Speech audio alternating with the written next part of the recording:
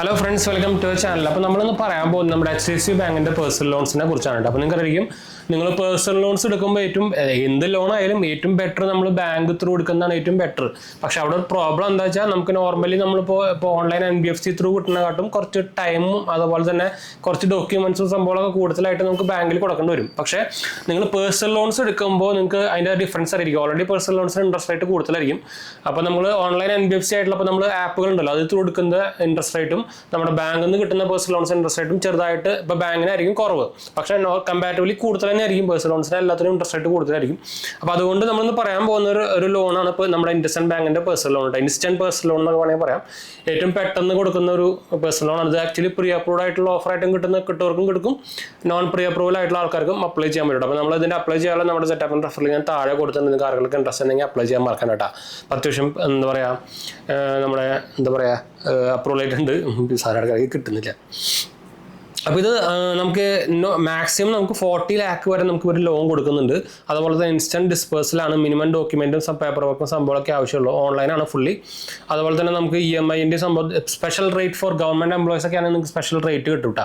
അതായത് നമ്മുടെ interest rate ഇപ്പോൾ സ്പെഷ്യലായിട്ട് കിട്ടും. 10 സെക്കൻഡ്സിനുള്ളിൽ തന്നെ നമുക്ക് ഇതിന്റെ എലിജിബിലിറ്റി സംഭവമൊക്കെ നോക്കാൻ പറ്റും. അതുപോലെ തന്നെ ഇതിന്റെ ഇൻട്രസ്റ്റ് റേറ്റ് പറയുകയാണെങ്കിൽ 10.85% ടു അപ് ടു 24%. അത് ഡിപ്പെൻഡ്സ് അപ്പോൺ നിങ്ങളുടെ സിബിൽ സ്കോർ ആണ്. നല്ല സിബിൽ സ്കോർ ഉണ്ടെങ്കിൽ ഏറ്റവും കുറഞ്ഞിട്ടുള്ള നമ്മുടെ 10.85 കിട്ടും. കുറഞ്ഞാണെങ്കിൽ 24 പോകേണ്ടി വരും. അതുപോലെ തന്നെ പ്രോസസിംഗ് ചാർജ് നോക്കുകയാണെങ്കിൽ മാക്സിമം 6500 പ്ലസ് GST ആണ് മാക്സിമം പ്രോസസിംഗ് ചാർജ് വരിക. പിന്നെ ഒരു കാര്യം ശ്രദ്ധിക്കേണ്ടത്, നിങ്ങൾ ഈ പ്രോസസിംഗ് ചാർജ് എന്ന് പറഞ്ഞാൽ ആരും അങ്ങോട്ട് അയച്ചു കൊടുക്കുന്ന പരിപാടിയല്ല.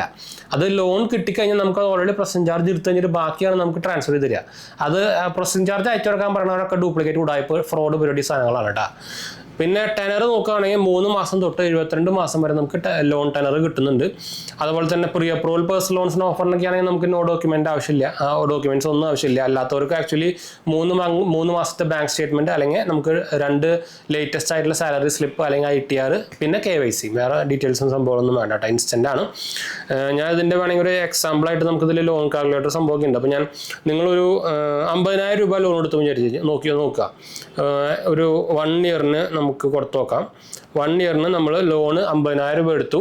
ഇൻട്രസ്റ്റ് റേറ്റ് നിങ്ങൾക്ക് ഏറ്റവും കുറഞ്ഞ 10.85% നിങ്ങൾക്ക് കിട്ടിയതെങ്കിൽ നമുക്ക് എത്രയാണ് EMI സംഭവമൊക്കെ നോക്കി നോക്കാം. കാൽക്കുലേറ്റ് ചെയ്ത് കഴിഞ്ഞാൽ നിങ്ങൾക്ക് EMI മാസം വരിക 4416 രൂപ പെർ മന്ത്. 12 മാസത്തേക്കാണ് നിങ്ങൾക്ക് EMI അതിൻ്റെ റേറ്റ് വരിക കേട്ടോ. അപ്പോൾ ഇതിപ്പോൾ ഈ സെയിം സാധനം തന്നെ നിങ്ങൾക്ക് ഇപ്പോൾ ഇൻട്രസ്റ്റ് റേറ്റ് നിങ്ങളുടെ സിബിൽ സ്കോർ കുറവാണ്, മാക്സിമം ആയിട്ട് ഇപ്പോൾ 21% ആയി വിചാരിച്ചു കഴിഞ്ഞാൽ, അപ്പോൾ നിങ്ങൾക്ക് അങ്ങനെയാണെങ്കിൽ നിങ്ങൾക്ക് EMI വരിക 4656 രൂപയാണ് വരിക കേട്ടോ. അപ്പോൾ ഇങ്ങനെയാണ് ഇതിൻ്റെ ലോൺ കാൽക്കുലേറ്റർ സംഭവം. നിങ്ങൾക്ക് അത് ആക്ച്വലി അപ്ലൈ ചെയ്യുന്നത് ഞാൻ നേരത്തെ പറഞ്ഞല്ലോ, നമ്മുടെ ലിങ്കുകളൊക്കെ ഞാൻ താഴെ കൊടുത്തിട്ടുണ്ട്. അത് കയറി കഴിഞ്ഞാൽ നിങ്ങളുടെ പേരും ഫോൺ നമ്പറും കൊടുത്തു കഴിഞ്ഞാൽ ഡയറക്റ്റ് നമ്മുടെ HDFC ബാങ്കിൻ്റെ സൈറ്റിലേക്കാണ് പോവുക. അതിൽ നിങ്ങളുടെ ഫോൺ നമ്പർ, നമ്മുടെ date of birth, Aadhaar card, pan card details ഒക്കെ കൊടുത്തു കഴിഞ്ഞാൽ നിങ്ങൾക്ക് എലിജിബിലിറ്റി ചെക്ക് ചെയ്യാൻ പറ്റും. ചെക്ക് ചെയ്തിട്ട് നിങ്ങൾക്ക് കിട്ടുകയാണെങ്കിൽ നിങ്ങൾക്ക് പിന്നെ ബാക്കിയുള്ള പ്രൊസീജിയറിലേക്ക് പോകാം. നിങ്ങളുടെ ഓഫീസ് അഡ്രസ്സ്, ഒഫീഷ്യൽ ഡീറ്റെയിൽസുകൾ, പേഴ്സണൽ ഡീറ്റെയിൽസുകൾ, പിന്നെ ലാസ്റ്റ് ബാങ്ക് അക്കൗണ്ട് കൊടുക്കേണ്ടി വരും ട്രാൻസ്ഫറിങ് പരിപാടിക്കൊക്കെ. അപ്പോൾ ചിലപ്പോൾ നമ്മുടെ ഞാൻ പറഞ്ഞല്ലോ ബാങ്ക് സ്റ്റേറ്റ്മെൻറ്റ് കാര്യങ്ങളൊക്കെ ചോദിക്കാൻ സാധ്യതയുണ്ട്. പിന്നെ നിങ്ങൾക്ക് KYC എന്തായാലും വേണം, പാൻ കാർഡും ആധാർ കാർഡും എന്തായാലും വേണം. അതുപോലെ തന്നെ ആധാർ കാർഡിൽ മൊബൈൽ നമ്പർ ലിങ്ക്ഡ് ആയിരിക്കണം കേട്ടോ. അപ്പോൾ ഇതാണ് സ്റ്റെപ്സ്. അത് ഞാൻ സ്റ്റെപ്സ് കാണിച്ചേണ്ട ആവശ്യമൊന്നുമില്ല വിചാരിക്കുന്നത്. എല്ലാ കുട്ടികൾക്ക് പോലെ അറിയാവുന്ന പരിപാടിയാണ്. എല്ലാം ഓൺലൈനിൽ കാണിക്കുമ്പോൾ അപ്ലൈ ചെയ്യുമ്പോൾ അതിപ്പോൾ നമ്മൾ പറഞ്ഞു തരേണ്ട ആവശ്യമൊന്നുമില്ലല്ലോ.